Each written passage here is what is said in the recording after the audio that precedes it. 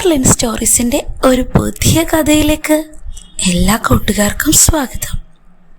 നമ്മുടെ ചാനൽ ആദ്യമായി കാണുന്നവരുണ്ടെങ്കിൽ തീർച്ചയായും ഒന്ന് സബ്സ്ക്രൈബ് ചെയ്യണേ. സ്റ്റോറീസൊക്കെ കേട്ട് ഇഷ്ടമായാൽ തീർച്ചയായും ലൈക്കും ചെയ്യണം കേട്ടോ. ഇന്ന് ഒരു ചേട്ടൻ്റെയും അനിയത്തിയുടെയും കഥയായാലോ? നേരെ സ്റ്റോറിയിലേക്ക് പോവാം. 22 വയസ്സാണ് പൂജയ്ക്കുള്ളത്. മെലിഞ്ഞിട്ടാണെങ്കിലും അവളുടെ പിന്നഴക് വേറെ തന്നെയാണ്. നല്ല വെളുത്ത തൊടുത്ത നിറം. 34 മുൻഭാഗം. പിൻവശമാണെങ്കിലോ ഒരു മുഴുത്ത കുടം പോലെ ഇങ്ങനെ തൂങ്ങിയാടും നടക്കുമ്പോൾ. പിന്നഴക് കാണുമ്പോഴേക്കും ആരായാലും ഒന്ന് ശ്രദ്ധിച്ചു പോകും. അതാണ് മീരയുടെ ആ സൗന്ദര്യത്തിൻ്റെ ഹൈലൈറ്റ്. ചെറുപ്പത്തിൽ അവളെ അമ്മ ഗർഭിണിയായിരുന്ന സമയത്താ അച്ഛൻ മരിക്കുന്നേ. ആ സമയം വിഷ്ണുവേട്ടനുണ്ടായിരുന്നത് 15 വയസ്സ്. ചേട്ടനും അവളും തമ്മിൽ നല്ല പ്രായവ്യത്യാസമുണ്ട്. പൂജ ഈയിടെയാ ഒരു അഡ്വർടൈസിങ് കമ്പനിയിൽ ജോലിക്ക് കയറിയിരിക്കുന്നത്. ഒരുപാട് അവൾ ആഗ്രഹിച്ച് നേടിയെടുത്ത ജോലി. അതിൽ അത്യാവശ്യം നന്നായി തന്നെ ആളെ ഫ്ലറിഷും ചെയ്യുന്നുണ്ട്. അവളുടെ ഏറ്റവും അടുത്ത കൂട്ടുകാരി ഗ്രീഷ്മയാണ് നമ്മുടെ പൂജയുടെ മനസാക്ഷി സൂക്ഷിപ്പുകാരി. എല്ലാ സങ്കടവും വീട്ടിലെ കാര്യങ്ങളും ഒക്കെ അവൾ ഷെയർ ചെയ്യുന്നത് ഗ്രീഷ്മയുടെ അടുത്താണ്. എല്ലാം കേട്ടുനിന്ന് കൂട്ടുകാരിക്ക് വേണ്ട നിർദ്ദേശങ്ങളും ഒക്കെ നൽകി ഗ്രീഷ്മയുമായി നല്ല സൗഹൃദത്തിൽ പോന്നിരുന്നു അവർ. ശരിക്കും പറഞ്ഞാൽ അച്ഛൻ മരിച്ച് തൻ്റെ പ്രസവം കഴിയുമ്പോഴേക്കും ഒരുപാട് കാലം അമ്മയും ഉണ്ടായില്ല. അവൾക്ക് 4 വയസ്സുള്ളപ്പോഴേക്കും അമ്മയും മരിച്ചു.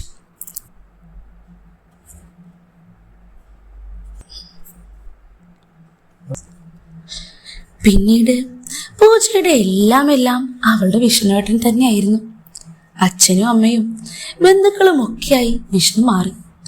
ചുരുക്കി പറഞ്ഞാൽ അച്ഛൻ്റെ അമ്മയുടെയും പ്രേമവിവാഹമായതുകൊണ്ട് കുടുംബക്കാരുമായി അവർക്ക് അടുപ്പവും ഉണ്ടായിരുന്നില്ല. വിഷ്ണു തൻ്റെ കുഞ്ഞനിയത്തിക്ക് വേണ്ടി ചെറുപ്പം മുതൽ പഠനത്തിൻ്റെ കൂടെ ജോലിക്കും പോയി. അങ്ങനെയൊക്കെയായിരുന്നു അവരുടെ ജീവിതം. ഇപ്പോൾ അവൻ ഏതായാലും ബാങ്കിൽ അത്യാവശ്യം നല്ലൊരു ജോലിയുണ്ട്. അതിനൊക്കെ സാലറിയും കുടുംബാന്തരീക്ഷമൊക്കെ നന്നായി മെച്ചപ്പെട്ടു. പൂജയാവട്ടെ അവൾക്ക് ആഗ്രഹിച്ച ആ ജോലി കോഴ്സിന് ശേഷം കിട്ടിയതോടെ പുള്ളിക്കാരിയും ഹാപ്പി. അങ്ങനെ ആരും കണ്ണുവെച്ച് പോകുന്ന രീതിയിലുള്ള ആ അടിപൊളി ലൈഫായിരുന്നു ഏട്ടനും അനിയത്തിയും ഇപ്പോൾ നയിച്ചുകൊണ്ടേയിരുന്നു. അതിനിടയിൽ ഒരു ദിവസം ഒരാഡിന് വേണ്ടി അത്യാവശ്യം സീനൊക്കെയുള്ള ഒരു കവിത രചിക്കാൻ പറഞ്ഞിരുന്നു ഗ്രീഷ്മ. ആഹാ, നീ വന്നോ? ഗ്രീഷ്മ പൂജയോട് ചോദിച്ചു. ആ ദേ, നീ പറഞ്ഞ കവിത റെഡി. എങ്ങനെയുണ്ട് നോക്കിക്കേ. മുളന്തണ്ടിൽ ചുംബനത്തെ പറ്റി വർണ്ണിക്കുന്ന ആ കവിത വായിച്ചപ്പോൾ തന്നെ ഗ്രീഷ്മ ചിരിച്ചു. കൊള്ളാം മോളെ. നിന്റെ വിഷ്ണുവേട്ടനെ തന്നെ ആലോചിച്ചാണോ നീ ഇതൊക്കെ എഴുതിയിരിക്കുന്നേ? പൂജയോട് അവൾ ചോദിച്ചു. പൂജയൊന്നും മെല്ലെ വിളിച്ചു. ഒന്ന് പോടി, അങ്ങനെയൊന്നുമില്ല. ഞാൻ മെല്ലെ ഒരു വീഡിയോ കണ്ടു എന്നുള്ളത് സത്യം. പക്ഷേ ഏട്ടനെ പറ്റി ചിന്തിച്ചിട്ടൊന്നുമില്ല. ഓ പിന്നെ, ഏട്ടനെ പറ്റി ചിന്തിക്കാതെ ഒരു നിഷ്കളങ്കം. എനിക്കറിയില്ലേ പൂജ മോളെ നിന്നെ. സത്യം പറഞ്ഞു. ഒടുവിൽ ഗ്രീഷ്മയുടെ മുമ്പിൽ പൂജയ്ക്ക് സത്യം സമ്മതിക്കേണ്ടി വന്നു. അതെ, വിഷ്ണുവേട്ടനെ പറ്റി ചിന്തിക്കുമ്പോൾ ഒരിക്കലും അവൾക്ക് ഇതുപോലുള്ള കവിതകൾക്ക് ക്ഷാമം നേരിടാറില്ല. അത്രയ്ക്കും ഇഷ്ടം അവൾക്ക് വിഷ്ണുവേട്ടനെ. ശരിക്കും പറഞ്ഞാൽ തൻ്റെ കൂടപ്പിറപ്പിനോട് എപ്പോഴാണ് ഈ പ്രണയം തുടങ്ങിയതെന്നറിയില്ല. തിരിച്ചറിവുള്ള പ്രായം തുടങ്ങി അവൾക്ക് വിഷ്ണുവേട്ടന് ഇഷ്ടമായിരുന്നു. ആളൊന്ന് കല്യാണം കഴിച്ചതാ. അനഘ എന്നാണ് പെണ്ണിന്റെ പേര്. അതിനിടയിൽ ആ വിവാഹ ജീവിതം അത്ര സുഖകരമായിരുന്നില്ല കേട്ടോ. അനഘയ്ക്ക് അവരുടെ കൂടെ ഉണ്ടായിരുന്ന വേറൊരാളുമായി അടുപ്പമുണ്ടായിരുന്നു. അങ്ങനെ അധികം വൈകാതെ തന്നെ വിഷ്ണുവേട്ടന്റെ ജീവിതത്തിൽ നിന്ന് ഒരു ഡിവോഴ്സ് വാങ്ങി അനഘ ഒഴിഞ്ഞുപോയി.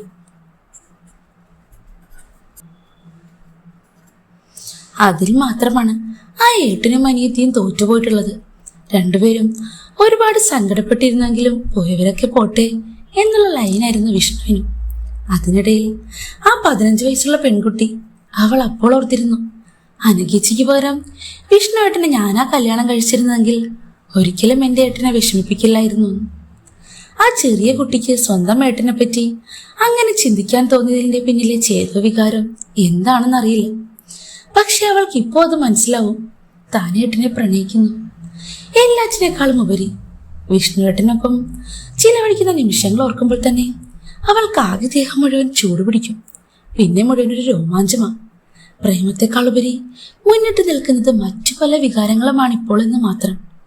വിഷ്ണുവേട്ടൻ അടുത്ത് വരുന്നതും സ്പർശിക്കുന്നതും സ്വപ്നം കണ്ട് അവൾ ഉറങ്ങാറുള്ളൂ. ശരിക്കും പറഞ്ഞാൽ ഉറങ്ങാറില്ല. വിഷ്ണുവിനെ പറ്റി ചിന്തിച്ചാൽ ഉറക്കം പോവാറാണ് പതിവ്. ഗ്രീഷ്മയ്ക്കും അത്യാവശ്യം അതിനെപ്പറ്റിയൊക്കെ അറിയാൻ കേട്ടോ. ഇവളതൊക്കെ പറഞ്ഞു കൊടുക്കാറുമുണ്ട്. പൂജയ്ക്ക് എന്തൊക്കെ പറഞ്ഞാലും വിഷ്ണുവേട്ടനുമൊത്ത് ചിലവഴിക്കുന്ന കുറച്ച് സ്വകാര്യ നിമിഷങ്ങൾ, അത് മാത്രമാണ് അവളുടെ ഏറ്റവും വലിയ ആഗ്രഹമെന്ന് ഗ്രീഷ്മയ്ക്ക് ഇപ്പോൾ അറിയാം. ഏതായാലും കൊള്ളാം മോളെ, നല്ല കാര്യം. നീ നിന്റെ ഏട്ടനും കൂടെ ഒന്നിക്കുന്ന നിമിഷത്തിന് വേണ്ടി ഞാൻ പ്രാർത്ഥിക്കാം. ഗ്രീഷ്മയെ അങ്ങനെ പറയുമ്പോൾ പൂജ ചിരിക്കും. ഒന്ന് പോടി, ഏട്ടൻ എന്നെ അങ്ങനെ കാണാൻ പറ്റുമെന്നൊന്നും എനിക്കറിയില്ല. പക്ഷെ ഏട്ടൻ അങ്ങനെ എന്നെ ഒരിക്കലെങ്കിലും കണ്ടാൽ അതായിരിക്കും ജീവിതത്തിൽ ഞാൻ ഏറ്റവും സന്തോഷിച്ച നിമിഷം. ഗ്രീഷ്മയ്ക്ക് പൂജയുടെ മനസ്സിലായ ഫാന്റസികളെ പറ്റി ഓർക്കുമ്പോൾ അത്ഭുതമായിരുന്നു. സ്വന്തം ഏട്ടനോട് ഇത്രയധികം വികാരം മനസ്സിൽ കൊണ്ടു നടക്കുന്ന ഒരു പെൺകുട്ടി ഉണ്ടാവുമോ? ഏതായാലും എൻ്റെ അറിവിലില്ല. ഗ്രീഷ്മ ഓർക്കും. അല്പസ്വല്പം റൊമാൻറ്റിക്കാണ് ഏട്ടൻ. ആ റൊമാൻസ് തന്നെയാണ് അവൾക്ക് ആളോട് ഇഷ്ടം തോന്നുന്നത്. പഴയ സിനിമകളിലെയും പുതിയ സിനിമകളിലെയും ഒക്കെ ആ മെലഡി സോങ് ഒക്കെ പാടി നടക്കും എപ്പോഴും. അത് മാത്രല്ല, ഏട്ടൻ്റെ ആ പൗരുഷവും മീശ പിരിച്ചു വെച്ച് നല്ല ഉറപ്പുള്ള ശരീരവും ആ ഇരുണ്ട നിറമുള്ള തൊലിയും അവൾക്ക് വിഷ്ണുവേട്ടന് ജീവനാണ്. അയാളുടെ സൗന്ദര്യത്തിന് മുന്നിൽ മുട്ടുമടക്കി വീണുപോകും അവൾ. നല്ല തൊലി വെളുത്തിട്ടാണ് പൂജയുള്ളതെങ്കിലും വിഷ്ണു നേരെ ഓപ്പോസിറ്റ്. പക്ഷേ അയാളുടെ ആ സൗന്ദര്യം ഏത് പെണ്ണിനെയും ആകർഷിക്കും. അത്രയ്ക്കുണ്ട്. വേറൊരു പെണ്ണും വിഷ്ണുവേട്ടനെ വളയ്ക്കല്ലേ എന്ന് ആത്മാർത്ഥമായി പൂജ പ്രാർത്ഥിക്കുമായിരുന്നു. ഏട്ടൻ എന്റെയാ, എന്റേത് മാത്രം. അത്രയ്ക്ക് പൊസസീവാണ് വിഷ്ണുവിനെ പറ്റി അവളുടെ മനസ്സിൽ. അങ്ങനെ ഇരിക്കെ ഏട്ടൻ എങ്ങനെയെങ്കിലും ഒന്ന് വളയ്ക്കണം. അതിനുള്ള വഴി ഗ്രീഷ്മ പറഞ്ഞു കൊടുക്കാൻ തുടങ്ങി. നീ ഇത്ര നാളും അടക്കി പിടിച്ചു കഴിഞ്ഞാൽ ഒരു ഭ്രാന്തിയായി പോകും കേട്ടോ. ഞാൻ പറയുന്നത് നിന്റെ നല്ലതിന് വേണ്ടിയിട്ടാ. പൂജ മനസ്സിരുത്തി തന്നെ എല്ലാം ഒന്ന് ആലോചിച്ചു.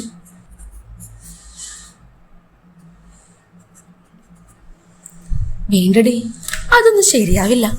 ഏട്ടൻ എന്നോടിപ്പോ നന്നായി സംസാരിക്കുന്നുണ്ട്.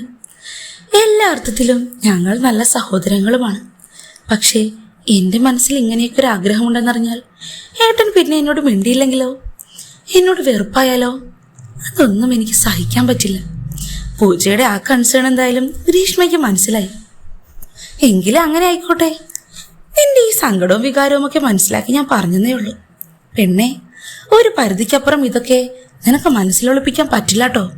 ഏതെങ്കിലും നിമിഷത്തിൽ പുറത്തേക്ക് വരും. അപ്പോൾ ഏട്ടൻ ഇതൊക്കെ അൺഎക്സ്പെക്റ്റഡായി അറിയുകയും ചെയ്യും. അതുകൊണ്ട് നീയായിട്ട് അറിയിക്കുന്നത് തന്നെയായിരിക്കും നല്ലത്.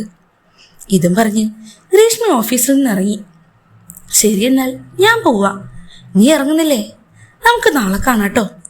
ആ കൂട്ടുകാർ അന്ന് ഓഫീസിൽ നിന്ന് ഇറങ്ങി. വിഷ്ണുവിൻ്റെ അടുത്തേക്ക് ഗ്രീഷ്മ ചെല്ലുമ്പോഴേക്കും അവനവിടെ ബാങ്കിൽ തിരക്കിട്ട ജോലിയാ. ചില ദിവസങ്ങളിൽ നേരത്തെ ഇറങ്ങുമ്പോൾ അവൾ ബാങ്കിലേക്ക് ചെല്ലാറുണ്ട്. വിഷ്ണുവിൻ്റെ ഒപ്പമാണ് ബൈക്കിൽ അന്ന് വീട്ടിലേക്ക് പോകുന്ന രണ്ടാളും. ഏട്ടാ, ഇറങ്ങാനായില്ലേ? അവൾ ഫോൺ വിളിച്ചു. മോൾ അവിടെ ഇരിക്കട്ടോ, ഒരു 5 മിനിറ്റ്, ഇതാ ഞാൻ വരുന്നു.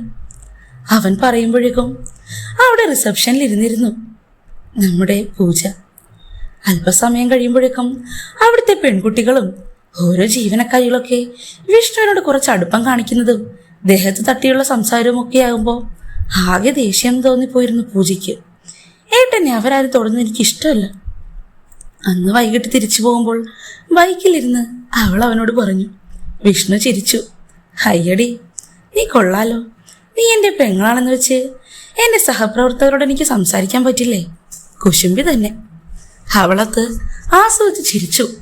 ഏട്ടനേതായാലും മനസ്സിലായാൽ മതി എനിക്കിഷ്ടമല്ലെന്ന്. പിന്നെയൊക്കെ പിന്നാലെ വരുന്നത് പോലെ. ഏട്ടനെ അവരോട് സംസാരിക്കണമെങ്കിൽ ബോഡി ടച്ച് ചെയ്യാതിരുന്നാൽ പോരെ? ഓ എൻ്റെ പൊന്നെ, ഇനി ഞാൻ ആരെയും ടച്ചും ചെയ്യില്ല, ഇങ്ങോട്ട് ടച്ച് ചെയ്യാനും സമ്മതിക്കില്ല. മതിയോ? എങ്കിൽ അത് മതി. പൂജ സന്തോഷത്തോടെ ചിരിച്ചു. അവൻ ഓർത്തു അവളെ പറ്റി. പൊട്ടിപ്പെണ്ണാണ്, എന്നോട് ഭയങ്കര ഇഷ്ടമാ. എങ്കിലും അവളുടെ ഉള്ളിൽ ഇവൻ വിചാരിക്കുന്നത് പോലെയുള്ള ആ സ്നേഹം മാത്രമല്ലല്ലോ, അതിലുപരി ഏട്ടനോട് തുടിച്ചു നിൽക്കുന്ന വികാരവുമുണ്ടെന്ന് വിഷ്ണുവിന് അറിയില്ലായിരുന്നു കേട്ടോ. അതാണ് സത്യം. കുറച്ച് കഴിയുമ്പോഴേക്കും രണ്ടാളും വീട്ടിലെത്തിയിരുന്നു. ഏട്ടൻ എവിടെ ഇരിക്കും, ഞാൻ ചായ എടുക്കാം. അവൾ ചായ എടുത്ത് വരുമ്പോഴേക്കും വിഷ്ണു ഡ്രസ്സ് പോലും മാറാതെ ആ സോഫയിലേക്ക് ഇരുന്നു. മോള് വേഗം ചായ കൊണ്ടുവാ, എന്നിട്ട് ഏട്ടന്റെ തലയിൽ നല്ലൊരു മസാജ് വേണം കേട്ടോ. അത് പിന്നെ പതിവുള്ളതല്ലേ. അവൾ കൊണ്ടുവന്ന ചായയും കുടിച്ച് അവൻ ആസ്വദിച്ച് തലയിലെ മസാജ് ഇപ്പോൾ വാങ്ങിച്ചുകൊണ്ടിരിക്കുക. അല്പസമയം മസാജ് ചെയ്ത് കഴിയുമ്പോഴേക്കും വിഷ്ണു ചെറുതായി ഉറക്കത്തിലേക്ക് വഴുതി വീണിട്ടുണ്ട്. ഏട്ടന്റെ നെറ്റിയിൽ ഒരു മുത്തവും കൊടുത്ത് അവൾ അകത്തേക്ക് പോയി. വിഷ്ണു അവളുടെ ആ നടന്നു പോകുന്നത് നോക്കി. എന്തൊരു ഭംഗിയാ ആ പിൻഭാഗം ആട്ടിയാട്ടിയുള്ള അവളുടെ നടപ്പ് കാണാൻ. അവനൊന്ന് ചിരിച്ചുപോയി. വല്ലാത്തൊരവസ്ഥയിലായിരുന്നു ആ ദിവസം നമ്മുടെ പൂജ ഉണ്ടായിരുന്നത്. ഏട്ടനെ പറ്റി ഓർത്ത് എല്ലാ ദിവസവും അത്യാവശ്യം ഒരു സ്ഫോടനമെങ്കിലും അവൾ കണക്കിൽപ്പെടുത്താറുണ്ട്. ചില സമയങ്ങളിൽ അവളുടെ മുറിയിലേക്ക് കയറുമ്പോൾ തന്നെ രൂക്ഷഗന്ധമാ. പെണ്ണിന്റെ മണം, ആരെയും കൊതിപ്പിക്കുന്ന മതിപ്പിക്കുന്ന ആ ഗന്ധം. അവൾ കഷ്ടപ്പെട്ട വികാരങ്ങൾ കടിച്ചമർത്തുന്നെങ്കിലും ഏട്ടനെ പറ്റി വിചാരിക്കുമ്പോൾ പലപ്പോഴും കയ്യിൽ നിന്ന് പോകും. എങ്ങനെയെങ്കിലും ഏട്ടനെ കൊണ്ട് താൻ ആഗ്രഹിക്കുന്ന രീതിയിൽ ഒന്ന് സുഖിപ്പിക്കുക, അതാണ് അവളുടെ ജീവിതത്തിലെ ഏറ്റവും വലിയ സ്വപ്നം. ഏറ്റവും അടുത്ത ദിവസം തന്നെ ഇത് നടക്കുമെന്ന് അവൾ മനസ്സിൽ വിചാരിച്ചതേയില്ല. പക്ഷേ അവൾ അറിയാതെ തന്നെ അന്ന് അതിനൊരു സംഭവം വഴിയിൽ തെളിച്ചു. എന്താണെന്നല്ലേ, ഫ്ലിപ്കാർട്ടിൽ ഓർഡർ ചെയ്തിരുന്ന ഒരു സാധനം അതാ ഏട്ടന്റെ കയ്യിൽ. എടീ, നീ എന്തേലും ഓർഡർ ചെയ്തിരുന്നോ? ഒരു ഡെലിവറി വന്നിട്ടുണ്ടല്ലോ. അവൾ പുറത്തേക്ക് വന്നു. എന്താ ഏട്ടാ? ഇനി ഞാൻ ഓർക്കുന്നില്ലല്ലോ. ദേ, ഇതാണ് സാധനം. പുള്ളിക്കാരനൊരു പാക്കറ്റ് അവളുടെ നേരെ കാണിച്ചു. ശരിക്കും പറഞ്ഞാൽ ഏട്ടനറിയാതെ ഓർഡർ ചെയ്ത ഐറ്റംസ് 3-4 അപ്പൊ പിന്നെ ഈ വന്നതേതാന്ന് തിരിച്ചറിയാൻ കുറച്ച് കഷ്ടപ്പെടും. അവളൊന്നും അറിയാത്ത പോലെ നിഷ്കളങ്കയായ കുഞ്ഞിനെ പോലെ നിന്നു. ദേ, നിന്റെ മുഖത്തിന് ഞാൻ നല്ല ഇടി വെച്ച് തരും. പറഞ്ഞിട്ടുണ്ട് ആവശ്യമില്ലാതെ ഇങ്ങനെ വാരിക്കോരി പൈസ ചെലവാക്കരുതെന്ന്. നിനക്കിപ്പോ എന്താ ഇതൊക്കെ ഓൺലൈൻ വാങ്ങേണ്ട ആവശ്യം? ഏട്ടാ, ഇതെനിക്ക് അത്യാവശ്യമുള്ള സാധന. അതിന്റെ പുറത്ത് എഴുതിയിരിക്കുന്ന ആ നെയിം കണ്ടപ്പോ തന്നെ അവൾ തലയിലേക്ക് കൈവച്ചു. അതെയോ? അതെന്താ നിനക്ക് ഇത്ര അത്യാവശ്യം? എവിടെ, ഞാൻ നോക്കട്ടെ.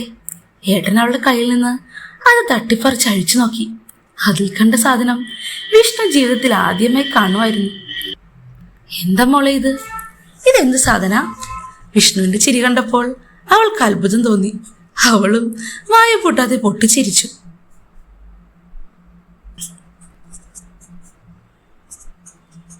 ഏട്ടാ, ഇതാണ് കപ്പ്. Ladies use ചെയ്യുന്നതാ. ഇങ്ങോട്ടേക്ക് തന്നെ. ഇത് കയ്യിൽ കിട്ടിയാൽ ഏട്ടൻ പട്ടിക്ക് മുഴുവൻ തേങ്ങ കിട്ടിയതുപോലെ വെച്ചോണ്ടിരിക്കാന്നല്ലാതെ ഒരു കാര്യവുമില്ല. എനിക്ക് ഇതൊന്ന് ട്രൈ ചെയ്ത് നോക്കണം. ഇങ്ങോട്ട് കൊണ്ടുപോവാ. വിഷ്ണുവിനാകെ ജാള്യതയായി. അയ്യേ, ഈ ഐറ്റംസ് ഒക്കെയാണോ അവളുടെ മുമ്പിൽ വെച്ച്? ആകെ ചമ്മിപ്പോയി. അവൻ ഓർത്തു, ഏട്ടൻ ഇത് കണ്ടതും ഇതിനെപ്പറ്റി ഒരു നിമിഷമെങ്കിലും ചിന്തിച്ചല്ലോ എന്നോർത്ത് അവൾക്ക് സത്യം പറഞ്ഞാൽ സന്തോഷം തോന്നി. തന്റെ അനിയത്തി ഏതായാലും ഇത്രയും വലിയ പെണ്ണായ വിവരം അവൻ മനസ്സിൽ ശരിക്കും ചിന്തിച്ചിട്ട് പോലുമില്ല. അവൾ ഇപ്പോഴും ചെറിയ കുട്ടി തന്നെയാ, അവൻ മനസ്സിലോർത്തു. റൂമിൽ കയറി കഴിഞ്ഞപ്പോഴേക്കും ആ കയ്യിൽ കിട്ടിയ സാധനം അഴിച്ച് ഓരോ പണി തുടങ്ങിയിരുന്നു പൂജ. ഇനിയിപ്പോ ഇതെങ്ങനെയാ ഒന്ന് അപ്ലൈ ചെയ്യുന്നേ? അവൾ യൂട്യൂബിൽ കുറച്ച് വീഡിയോസൊക്കെ കണ്ടു, ഓരോ ട്യൂട്ടോറിയലൊക്കെ കണ്ടു. ഒടുവിൽ അല്പം പേടിയുണ്ടായിരുന്നെങ്കിലും മനസ്സിൽ സംയമനം വരുത്തി. രണ്ടും കൽപ്പിച്ച് തന്നെ അവൾ അതിൽ കാണുന്നത് പോലെയൊക്കെ ഓരോന്ന് ചെയ്തു നോക്കി. അല്പനിമിഷം കഴിഞ്ഞപ്പോൾ അത്യാവശ്യം നല്ല വേദന ഉണ്ടായിരുന്നു. എങ്കിലും ഏട്ടനെ പറ്റി ഓർത്തപ്പോഴേക്കും ആ വേദനയൊക്കെ അലഞ്ഞില്ലാതാവുന്നത് അവൾ അറിഞ്ഞു. പതിയെ പതിയെ ചെറിയ സുഖമൊക്കെ വന്നു തുടങ്ങി ആ താമരയിൽ. അവൾ മെല്ലെ മെല്ലെ തഴുകിക്കൊണ്ട് ആ കൊണ്ടുവന്നിരുന്ന കപ്പ് കൊണ്ട് ഓരോ പരീക്ഷണങ്ങൾ നടത്തി. യെസ്, അവസാനം സക്സസ് ആയി. സന്തോഷം കൊണ്ട് തുള്ളി ചാടിയില്ല എന്നേ ഉള്ളൂ നമ്മുടെ പൂജ. ഹാവോ, രക്ഷപ്പെട്ടു. അങ്ങോട്ടും ഇങ്ങോട്ടൊക്കെ അവൾ നടന്നു നോക്കി. ചെറിയ അസ്വസ്ഥതയുണ്ട്. ചിലപ്പോൾ ആദ്യമായതുകൊണ്ടായിരിക്കും. ശരി, ഏതായാലും ഊരിയേക്കാം. ഊരാൻ നോക്കുമ്പോഴാ അവൾക്ക് കിണഞ്ഞല്ലോ ദൈവമേ എന്ന അവസ്ഥ വന്നത്. ഊരിപ്പോരുന്നില്ല. എന്ത് ചെയ്തിട്ടും കഷ്ടപ്പെട്ട് ഓരോ തവണ ട്രൈ ചെയ്യുമ്പോഴും കൂടുതൽ കൂടുതൽ അകത്തേക്ക് പോകുന്നത് പോലെ. അവൾക്കാകെ ടെൻഷനായി. ഈശ്വര, ആൾക്കാരറിയോ? ഹോസ്പിറ്റലിൽ പോണ്ടി വരുമോ? നാണക്കേടായല്ലോ ദൈവമേ. പൂജ വല്ലാത്ത അവസ്ഥയിൽ നിലവിളിച്ചിരുന്നു. അവളുടെ ആ ഒച്ചപ്പാട് കേട്ടിട്ടാ വിഷ്ണു മുറിയിലേക്ക് ഓടി വന്ന്, എന്തു പറ്റി മോളെ? അവൻ ഡോറിൽ കൊട്ടി. കതക് തുറക്കുമ്പോഴേക്കും ആകെ ചുവന്ന് വീർത്ത് നിൽക്കുന്ന അനിയത്തിയുടെ മുഖം കണ്ടപ്പോൾ അവനൊന്ന് പകച്ചു. എന്തു പറ്റി മോൾക്ക്? വയ്യേ നിനക്ക്? എന്തു പറ്റി? ഏട്ടാ, അത് ഊരിപ്പോരുന്നില്ല. ശോ, ഊരിപ്പോരുന്നില്ലേ? നീ ഒന്നുകൂടെ ശ്രമിക്ക്, നന്നായിട്ട്. ഞാൻ നോക്കിയേട്ടാ, പറ്റുന്നില്ല. എടി, ഈ കുറച്ച് വീഡിയോസ് കണ്ടു നോക്ക്, ചിലപ്പോൾ അതിലുണ്ടാവും. നോക്കി, ഞാൻ അങ്ങനെ തന്നെയാ ചെയ്തേ, പക്ഷെ പോരുന്നില്ല. ആശുപത്രിയിൽ പോണോ? പൂജമോളെ, എന്ത് ചെയ്യും? നീ പറ. ആശുപത്രിയിലോ? വേണ്ട വേണ്ട, ഞാനങ്ങ് വരില്ല ആശുപത്രിയിൽ. പിന്നെ എന്ത് ചെയ്യും? വിഷ്ണുവിനും ആകെ ധർമ്മസങ്കടം. അവൻ തലയിൽ കൈകൊടുത്ത് ആലോചിച്ചു തുടങ്ങി. ഏട്ടാ, ഏട്ടനൊന്ന് ട്രൈ ചെയ്യോ ഊരിത്തരാൻ? ഞാനോ? ദേഷ്യപ്പെടുമെന്നും നിനക്ക് വേറെ പണിയില്ലെന്ന് ചോദിച്ചവൻ പോകുമെന്ന് വിചാരിച്ചു.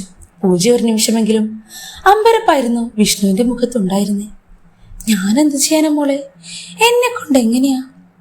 അവൾ ചിരിച്ചു. പ്ലീസ് ഏട്ടാ, എൻ്റെ അമ്മയുണ്ടായിരുന്നെങ്കിൽ എനിക്കിപ്പോൾ ഏട്ടനോട് ചോദിക്കേണ്ടി വരുമായിരുന്നു. പ്ലീസ്, ഏട്ടൻ പറ്റില്ലെന്ന് പറയില്ലേ? ഒന്ന് ട്രൈ ചെയ്ത് നോക്ക്.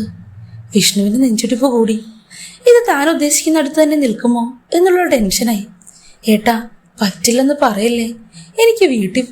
എനിക്ക് ഹോസ്പിറ്റലിൽ പോകാൻ വയ്യ ഏട്ടാ, പ്ലീസ്.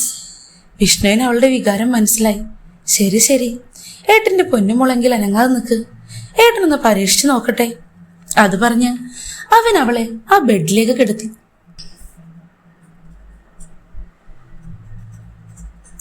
ബെഡിൽ മലർന്നു കിടന്ന് വിഷ്ണുവിനെ നോക്കാൻ പാകത്തിന് അവൾ സൗകര്യം ചെയ്തു കൊടുത്തു. തന്റെ ഏട്ടൻ താൻ ധരിച്ചിരിക്കുന്ന ആ മാക്സി പതിയെ പതിയെ ചുരുട്ടി മുകളിലേക്കാക്കി. താനിപ്പോൾ ഒരുപാട് ആഗ്രഹിച്ചിരുന്ന ആ സുഖം കിട്ടുന്ന സ്ഥാനത്തേക്ക് നോക്കാൻ പോവുക. ഏട്ടൻ ഇപ്പോൾ അത് കാണുമെന്നും അവൻ ഇപ്പോൾ സ്പർശിക്കുമെന്നൊക്കെ ഓർത്തപ്പോഴേക്കും അരക്കെട്ടിൽ വല്ലാത്തൊരിരമ്പലായിരുന്നു പൂജയ്ക്കുണ്ടായിരുന്നേ. ഈശ്വര, കൺട്രോള് തരണേ എന്നുള്ള പ്രാർത്ഥനയോടെ പൂജ വിഷ്ണുവിന്റെ മുൻപിൽ അങ്ങനെ മലർന്നു കിടന്നു. ഉള്ളിൽ വേണ്ടപ്പെട്ട വസ്ത്രങ്ങളൊക്കെ ഉണ്ടാവുമെന്നുള്ള ധാരണയിൽ തന്നെ വിഷ്ണു പെട്ടെന്ന് അവളുടെ ആ ഡ്രസ്സങ്ങ് ഉയർത്തി. അവൻ അത്ഭുതപ്പെട്ടുപോയി. ഉള്ളിലൊന്നും ഉണ്ടായിരുന്നില്ലെന്ന് മാത്രല്ല, തന്റെ ഡിവോഴ്സിന് ശേഷം മറ്റൊരു പെണ്ണിൻ്റെത് അവൻ ഇതുവരെ കണ്ടിട്ടില്ലായിരുന്നു. ഇവളുടെ ഈ കാഴ്ച, എല്ലാം തുറന്നു വെച്ചിട്ടുള്ള ആ താമരയുടെ കാഴ്ച, അതും നനഞ്ഞു കുഴഞ്ഞിരിക്കുന്നതിന്റെ അവൻ അത്ഭുതപ്പെട്ടുപോയി. ഈശ്വര, എന്തൊക്കെ പറഞ്ഞാലും സ്വന്തം പെങ്ങളാണ് മുന്നിൽ കിടക്കുന്നതെന്ന് തൻ്റെ ശരീരഭാഗങ്ങളോട് പറഞ്ഞാൽ മനസ്സിലാവുമോ? ഒരിക്കലും ഇല്ല. ഓരോ മണിയടിയും അവന് വല്ലാത്ത അവസ്ഥയാണ് സമ്മാനിച്ചത്. ശരീരത്തെ അടുക്കി പിടിക്കാൻ വിഷ്ണു കുറെ കഷ്ടപ്പെട്ടുവെങ്കിലും തൻ്റെ അനിയത്തി ഈ കാണിച്ചു വെച്ചിരിക്കുന്ന കാഴ്ച കണ്ടപ്പോൾ അവൻ അത്ഭുതം വന്നു പോയിരുന്നു. എന്താ ഏട്ടൻ, എന്താ അന്തിച്ചു നിൽക്കുന്നേ? വേഗം എടുക്ക്, എനിക്ക് വേദനിക്കുന്നുണ്ട്. അവൾ ഏട്ടൻ ആമാന്തിച്ച് നോക്കുന്നത് കണ്ടപ്പോൾ വിഷയം മാറ്റാനായി പറഞ്ഞു. അപ്പോഴേക്കും വല്ലാത്തൊരവസ്ഥയിലായിപ്പോയിരുന്നു വിഷ്ണുവും. ദൈവമേ, ഞാൻ എങ്ങനെയായി പെണ്ണിന് ഇതൊക്കെ ചെയ്തു കൊടുക്കുക? എന്തൊക്കെ പറഞ്ഞാലും എൻ്റെ അനിയത്തിയല്ലേ. നോവുന്നു ഏട്ടാ, ഒന്ന് വേഗാവട്ടെ. അവന് മറ്റൊന്നും ചെയ്യാനുണ്ടായിരുന്നില്ല. 2 കൈയും ഉപയോഗിച്ച് വിഷ്ണു പതിയെ ഒന്ന് പിളർത്തി ആ താമരയിലേക്ക് പതിയെ അവൻ തിരഞ്ഞു. അതെ, അവൻ ഉദ്ദേശിച്ചിരുന്ന സാധനം പിടികിട്ടി. എങ്കിലും അവൻ അവളുടെ ആ വിരിഞ്ഞു നിൽക്കുന്ന ആ പിന്നാമ്പുറം കൂടെ ഒന്ന് നോക്കാൻ ശ്രമിച്ചു. ഇല്ല, അവൾ മലർന്നു തന്നെയാ കിടക്കുന്നേ. താഴെ വിരിഞ്ഞു കിടക്കുന്നുണ്ട് അവളുടെ ആ പിന്നാമ്പുറത്തിന്റെ ഭംഗി. അതാസ്വദിച്ചുകൊണ്ട് അവൻ പതിയെ അവിടെ പരത്തി തുടങ്ങി. അതെ, ആ കപ്പിന്റെ തുമ്പ് ഇപ്പോൾ കയ്യിൽ സ്പർശിക്കുന്നുണ്ട്. വല്ലാത്തൊരു വികാരത്തിന്റെ അവസ്ഥയിലായിരുന്നു ഈ നിമിഷം ഉണ്ടായിരുന്നത് നമ്മുടെ പൂജ. ഏട്ടനിതാ എന്റെ അവിടെ തൊടുന്നു. എനിക്ക് വയ്യ ദൈവമേ, എന്തൊരവസ്ഥയാ. സുഖം കൊണ്ട് അടിയിൽ ആകെ ഒന്ന് പൊക്കിപ്പിടിച്ച് നടുപൊക്കി അവൾ നിലവിളിച്ചു. അടിവയറ് പൊക്കിപ്പിടിച്ച് അവളുടെ നിലവിളി കണ്ടപ്പോഴേക്കും വിഷ്ണുവിന് സകല കൺട്രോളും പോകുന്ന പോലെ. അവസാനം അവനെ ദൂരിയെടുത്ത് കേട്ടോ. ഊരിയെടുക്കുമ്പോഴേക്കും അവളുടെ ആ നിറഞ്ഞു നിന്നിരുന്ന ജ്യൂസ് മുഴുവനും പുറത്തേക്കിങ്ങനെ ചാടിത്തുള്ളി ഒലിച്ചു. വിഷ്ണുവിന് അത്ഭുതമായി. എങ്കിലും ഈ പെണ്ണ് വല്ലാത്ത കൊതിച്ചു തന്നെ. ഇവളെ കൊണ്ട് തോറ്റു ഞാൻ. അവൻ മനസ്സിലോർക്കുമ്പോഴേക്കും മൂന്നായി തന്നെ കിട്ടിയിരുന്നു വിഷ്ണുവിന്. ശരിക്കും അവളുടെ അടുത്ത് നിന്നു, എൻ്റെ മോളെ, ദാ നീ ആഗ്രഹിച്ച സാധനം ഞാൻ ഇളക്കി തന്നിട്ടുണ്ട് കേട്ടോ. ഇനി ഞാൻ മുറിയിലേക്ക് പോട്ടെ. വേണ്ട ഏട്ടാ, എനിക്ക് നോവുന്നുണ്ട്. ഏട്ടൻ എങ്ങനെയാ വലിച്ചൂരിയെന്നറിയോ? ഒന്ന് തടവി തന്നിട്ട് പോ. വിഷ്ണുവിന് അത്ഭുതമായി. ഇവളേതായാലും കൊള്ളാമല്ലോ തന്നെ. എന്തെങ്കിലൊക്കെ ചെയ്യിച്ചിട്ടേ ഇപ്പം നടന്നുള്ളൂല്ലേ? വിഷ്ണു മനസ്സിലോർത്തു.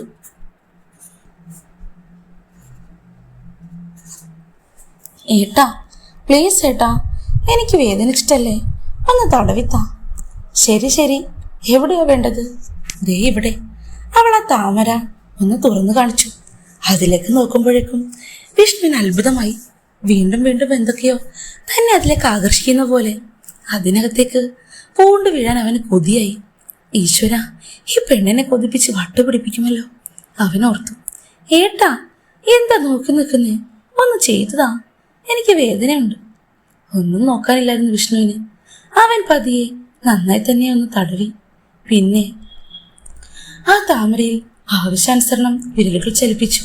അതിനിടയിൽ അവളുടെ മുഖത്തെ എക്സ്പ്രഷനും കൂടെ കണ്ടപ്പോൾ അവന് മതിയായിരുന്നു.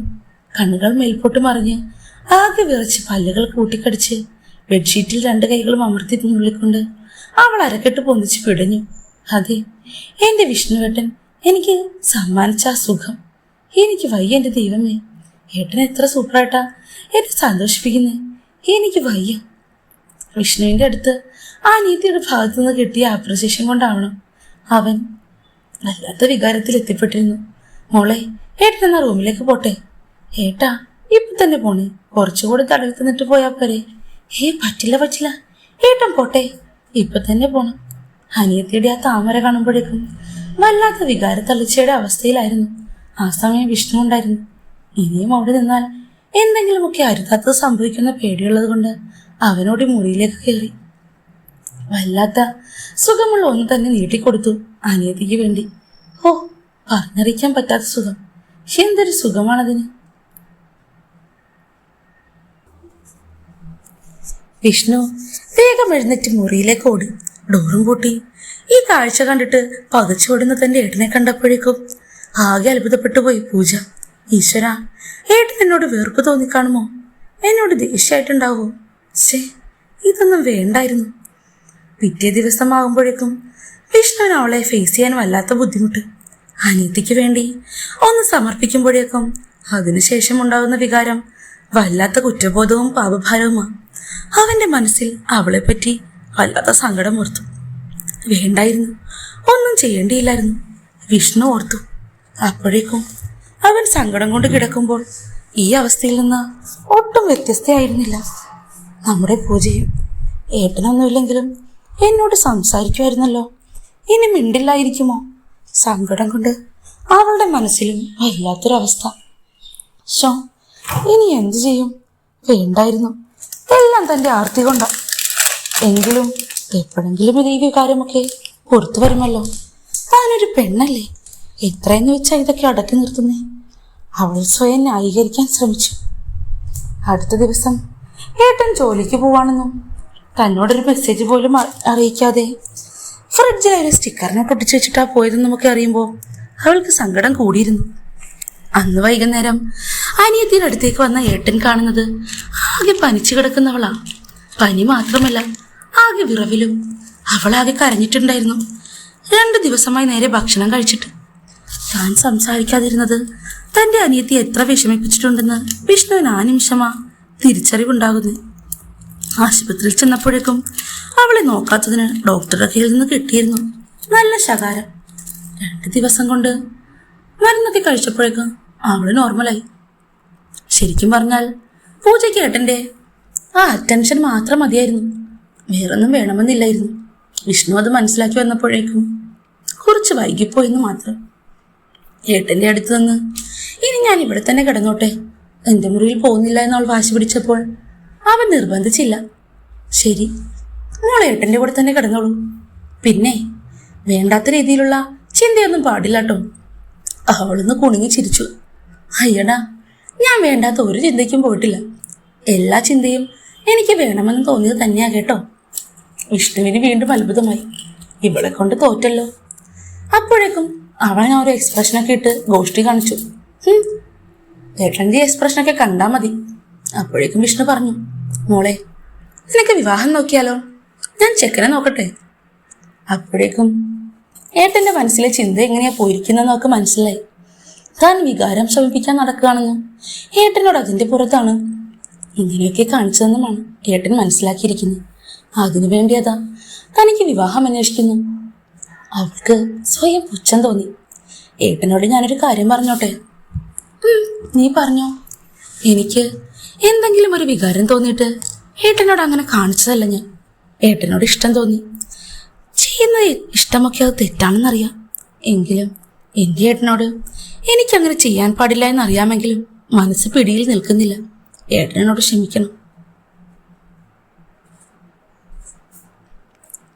വിഷ്ണുവിനും അവൾ നിലവിളിക്കുന്ന കണ്ടപ്പോൾ സങ്കടമായി. ഇല്ലട മോളെ, ഏട്ടൻ നിന്നെപ്പറ്റി തെറ്റായെന്ന് വിചാരിച്ചിട്ടില്ല. എങ്കിലും എൻ്റെ കടമയല്ലേ അത്. അവൾ ചിരിച്ചു. എനിക്ക് മനസ്സിലാവും ഏട്ടാ. ഏട്ടൻ്റെ സ്ഥാനത്ത് നിന്ന് ആലോചിക്കുമ്പോൾ ഏട്ടൻ ചെയ്യുന്നതൊക്കെ ശരി തന്നെയാ. പക്ഷേ എനിക്കേതായാലും എൻ്റെ ഭാഗത്തു നിന്ന് ഇനി അങ്ങനെയൊന്നും ഉണ്ടാവില്ല ഏട്ടാ. ഇനി മോളുടെ ഭാഗത്തുനിന്ന് അങ്ങനെ ഉണ്ടായാലും ഏട്ടൻ സഹിച്ചു പോരെ. ഒന്ന് ചിരിക്കും മോളെ. അവളുടെ മുഖം പാടുമ്പോഴേക്കും വിഷ്ണുവിൻ്റെ ചങ്ക് കലങ്ങിയിരുന്നു. അവൾ ചിരിച്ചു. ശരി ശരി, എങ്കിൽ അങ്ങനെ ആയിക്കോട്ടെ. വിഷ്ണു ഓരോന്ന് ഗോഷ്ടി കാണിക്കുമ്പോഴേക്കും അവൾക്ക് ചൊറിയുന്ന പോലെ. അടങ്ങിയിരുന്നോണം. ഓരോ ഗോഷ്ടിയും എക്സ്പ്രഷനും കണ്ടാൽ മതി. ഒരു രസവുമില്ല കാണാൻ. അവൻ പെട്ടെന്നൊരു ആവേശത്തിൽ ചോദിച്ചു, എൻ്റെ എക്സ്പ്രഷൻ രസമില്ലേ? പക്ഷെ നിന്റെ എക്സ്പ്രഷൻ നല്ല രസമായിരുന്നു. അന്ന് ബെഡ്റൂമിൽ വെച്ച് കൃഷ്ണമണിയൊക്കെ മേലോട്ട് മറിഞ്ഞ് ഒരു വികാരം കൊണ്ട് ആകെ വലഞ്ഞ് നീ കാണിച്ച എക്സ്പ്രഷനില്ലേ, അതൊരു രക്ഷയുമില്ലായിരുന്നു. പെട്ടെന്നൊരു മൂച്ചിന് അവനത് പറഞ്ഞു പോയതാ. നാണം കൊണ്ട് തളിർക്കുന്ന അവളുടെ മുഖം കണ്ടപ്പോഴേക്കും വിഷ്ണുവിന് അബദ്ധമായല്ലോ ദൈവമേ എന്ന് തോന്നിപ്പോയി. അവന്റെ മുഖത്തേക്ക് പെട്ടെന്ന് നോക്കാൻ അവൾക്ക് നാണമായി. ഈ ഏട്ടന്റെ കാര്യം. അപ്പോഴേക്കും വിഷ്ണുവിനാകെ ജാള്യത പോലെ. ഞാനെന്നാൽ ഭക്ഷണം എടുക്കട്ടെ മോളെ, അപ്പുറത്തേക്ക് പോട്ടെ. അവൾക്ക് അതൊരവസരമായി തോന്നി. വേണ്ട, ഏട്ടൻ ഇവിടെ ഇരിക്കേ. എന്താടി? പ്ലീസ് ഏട്ടാ, എന്റെ നല്ല ഏട്ടനല്ലേ, എനിക്ക് ഏട്ടനെ കല്യാണം കഴിച്ചാൽ മതി. വിഷ്ണു ചിരിച്ചു. കൊള്ളാലോ പെണ്ണിന്റെ ആഗ്രഹം. 5 വയസ്സും 10 വയസ്സുമുള്ള കുട്ടികൾ പറയുന്നത് പോലെയുണ്ട് കേൾക്കാൻ. ഏട്ടാ, ഞാൻ സീരിയസ് ആയി പറയുക. എനിക്ക് വിഷ്ണുവേട്ടനല്ലാതെ മറ്റാരെയും വേണ്ട ഈ ലോകത്തിൽ. ഏട്ടൻ മാത്രം എന്നെ തൊട്ടാൽ മതി. ഏട്ടൻ മാത്രം എൻ്റെതെല്ലാം കണ്ടാൽ മതി. അത് മാത്രല്ല, ഏട്ടന് വേണ്ടി എന്ത് ചെയ്തു തരാനും ഞാൻ റെഡിയാ. ഏട്ടൻ എന്നെ ഇഷ്ടല്ലേ? വിഷ്ണുവിന് സങ്കടമായി. ഇഷ്ടമല്ല എന്നും വേറെന്തേലും പറഞ്ഞു കഴിഞ്ഞാൽ അവൾ ഏതർത്ഥത്തിൽ എടുക്കുമെന്ന് അവൻ അറിയില്ല. അവൻ അവളുടെ മുഖത്തേക്ക് നോക്കി. അടുത്ത നിമിഷം വിഷ്ണു പോലും അറിയാതെ അവൾ അവന്റെ ചുണ്ട് സ്വന്തമാക്കി. തള്ളിമാറ്റാൻ നോക്കിയെങ്കിലും കുറച്ചു നിമിഷം മാത്രമേ വിഷ്ണുവിന്റെ ആ എതിർപ്പിന് ആയുസ്സുണ്ടായുള്ളൂ. അടുത്ത നിമിഷം അവൾ അവനിലേക്ക് പൂർണ്ണമായി പടർന്നു കയറാൻ തുടങ്ങിയിരുന്നു. തന്റെ അനിയത്തി, താൻ കഴിഞ്ഞ ദിവസം കണ്ട അവളുടെ ആ നഗ്നമായ മേനിയുടെ അഴകും തന്നെ കൊതിപ്പിച്ചിരുന്ന അവളുടെ ആ കൊതിവെള്ളവും അവന് സഹിക്കാൻ കഴിഞ്ഞില്ല. അവളിലേക്ക് ആഴ്ന്നിറങ്ങാൻ വിഷ്ണുവിന് വീണ്ടും ഒന്ന് ആലോചിക്കേണ്ടി വന്നില്ല. പിന്നീട് അവിടെ ഒരു തേരോട്ടം തന്നെയായിരുന്നു. ആ മുറിയിലേക്ക് കയറുമ്പോൾ ഇടയ്ക്കിടക്ക് കിട്ടിയിരുന്ന ആ മത്തി പിടിപ്പിക്കുന്ന സുഗന്ധം അവൻ അന്നത് അവളുടെ അടുത്തുനിന്ന് തന്നെ അനുഭവിച്ചറിഞ്ഞു. അവളുടെ ആ പാവാടയും ആ ടോപ്പുമൊക്കെ അല്പനിമിഷങ്ങൾക്കകം കാറ്റിൽ പറന്നു. നൂൽബന്ധമില്ലാതെ തന്റെ അനിയത്തിയോടൊപ്പം പടർന്നു കയറുന്ന ആ ഏട്ടൻ തന്റെ ജീവിതത്തിലെ ഏറ്റവും വലിയ ആഗ്രഹം നേടിയെടുത്തതിന്റെ സംതൃപ്തിയിലായിരുന്നു ആ സമയത്ത് പൂജയും ഉണ്ടായിരുന്നത്. തന്നെക്കാൾ 15 വയസ്സ് വ്യത്യാസമുള്ള ആ ഏട്ടന്റെ കൈക്കരത്തിൽ അവൾ പിടഞ്ഞങ്ങ് ഉറങ്ങി. അവനാവട്ടെ അവളെ അല്പം നോവിച്ചും നന്നായി തന്നെ അല്പസമയം അവളോട് കൂടെ സ്പെൻഡ് ചെയ്തു. വിഷ്ണുവിന്റെ ആ കരുത്തറിയാന്നുള്ളത് അവളുടെ വലിയ ആഗ്രഹമായിരുന്നു. നന്നായി നോവിക്കേട്ടാ, അങ്ങനെ ഇങ്ങനെയൊക്കെ ചെയ്യുന്നുള്ള അനിയത്തിയുടെ ഓരോ ഫാന്റസി കേട്ടപ്പോൾ ഇവൾക്ക് കുറച്ചൊന്നുമല്ലല്ലോ തന്നോടുള്ള ആർത്തിയെന്ന് വിഷ്ണു മനസ്സിൽ ഓർത്തുപോയി. ചുരുക്കി പറഞ്ഞാൽ ഏട്ടനും അനിയത്തിയും ഒരേ ആത്മാവും ഒരേ ശരീരവുമായി പോയ ആ നിമിഷങ്ങൾ. തങ്ങളുടെ ഇടയിലേക്ക് ഇനി മറ്റൊരാൾ വേണ്ടെന്ന് രണ്ടുപേരും മനസ്സുകൊണ്ട് തീരുമാനമെടുത്തു എന്ന് തോന്നിപ്പോകും. ആ സമയം തന്നെ അവളുടെ ആ പിഞ്ചു മെരിയിലേക്ക് അവൻ ആഴ്ന്നിറങ്ങി. ഒരു വട്ടമല്ല, പലവട്ടം. അവളാവട്ടെ അല്പം വേദനയോടെ അതെല്ലാം സഹിച്ചു. എല്ലാം എൻ്റെ ഏട്ടന് വേണ്ടിയാ. ഒടുവിൽ ഏട്ടൻ സുഖം കൊണ്ട് അവളിലേക്ക് വർഷിച്ച ആ ഉഗ്രസ്ഫോടനം കൂടെ ആയപ്പോഴേക്കും അത് മുഴുവനും ഏറ്റുവാങ്ങിക്കൊണ്ട് അവൾ പുളകം കൊണ്ടിരുന്നു. കുറച്ചു മുന്നേ തന്നെ കാണിച്ചിരുന്ന ആ കണ്ണിന്റെ കൃഷ്ണമണി മുകളിലേക്ക് മറിഞ്ഞിട്ടുള്ള അവളുടെ ആ അടങ്ങാത്ത ആ വികാരത്തിന്റെ മൂർച്ചയിലെത്തുമ്പോഴേക്കും ആ സന്തോഷം കണ്ട് വിഷ്ണുവിനും ഒരുപാട് സന്തോഷമായി. അങ്ങോട്ടും ഇങ്ങോട്ടും രണ്ടുപേരും നേരം വെളുക്കുന്നത് വരെ പിന്നീട് അവിടെ തന്നെ ഒരു സ്വർഗം തീർത്തു. അനിയത്തിയുടെ എണ്ണിയാലൊടുങ്ങാത്ത ഫാന്റസിക്ക് മുഴുവൻ വിഷ്ണു കൂട്ടുനിന്നു. ഏട്ടന് കിട്ടാതെ പോയിരുന്ന, വിവാഹിതനായിരുന്നെങ്കിൽ പോലും ഇതുവരെ കിട്ടാതിരുന്ന ആ സുഖമൊക്കെ ചുളുവിൽ തന്നെ അവൾ സാധിച്ചും കൊടുത്തു. ആ ഏട്ടനും അനിയത്തിയും പിന്നീട് അങ്ങോട്ടൊരു തേരോട്ടം തന്നെയാണ് നടത്തിയിരുന്നത്. ആ ദിവസം അവരുടെ എല്ലാത്തിൻ്റെയും ഒരു തുടക്കം മാത്രമായിരുന്നു. ഇതുപോലെ അനിയത്തി കുട്ടിയെ കിട്ടാൻ ആരായാലും ആഗ്രഹിക്കുമല്ലേ. ഏട്ടനെന്റെ ബാക്കാണല്ലേ ഇഷ്ടം, അവൾ പറയുമ്പോൾ വിഷ്ണു ചിരിച്ചു. പിന്നല്ലാതെ ഒരു വലിയ കുടം പോലെ അതിങ്ങനെ തൂങ്ങിക്കിടക്കുമല്ലേ. നല്ല സോഫ്റ്റ് അടി, നല്ല പഞ്ഞി. അതിഷ്ടല്ലാണ്ടിരിക്കുവോ ഏതെങ്കിലും ഒരാണിന്? വിഷ്ണുവിന്റെ ആ പറച്ചിൽ കേൾക്കുമ്പോഴേക്കും അവൾ ചിരിക്കും. രണ്ടുപേരും അന്ന് പുണർന്നു കിടന്നുറങ്ങി. പിന്നീട് അങ്ങോട്ടേക്ക് ഓരോ ദിവസവും അനിയത്തിക്ക് ഓരോന്ന് പഠിപ്പിച്ചു കൊടുത്താണ് ഏട്ടൻ ഉറക്കിയത്. ഏട്ടനേക്കാളും ഇക്കാര്യത്തിൽ ഇപ്പോൾ അവൾ എക്സ്പേർട്ടായി എന്ന് വേണം പറയാൻ. വിഷ്ണുവിനെ പോലെ കൊതിക്കുന്നൊരേട്ടനും പൂജയെപ്പോലെ എല്ലാം പഠിക്കാൻ കൊതിച്ചു നിൽക്കുന്നൊരനിയത്തിയും. ഇങ്ങനെ രണ്ടുപേരുണ്ടെങ്കിൽ ജീവിതം സ്വർഗമാവും. നമ്മുടെ ഈ സ്റ്റോറിക്ക് ഒരു 2ാം പാർട്ട് വേണമെങ്കിൽ തീർച്ചയായും എല്ലാവരും കമന്റ് ചെയ്യണം കേട്ടോ. കഥ ഇഷ്ടപ്പെട്ടാൽ തീർച്ചയായും ലൈക്കും ചാനൽ സബ്സ്ക്രൈബും ചെയ്യണേ.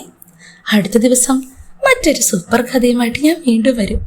By bye dears.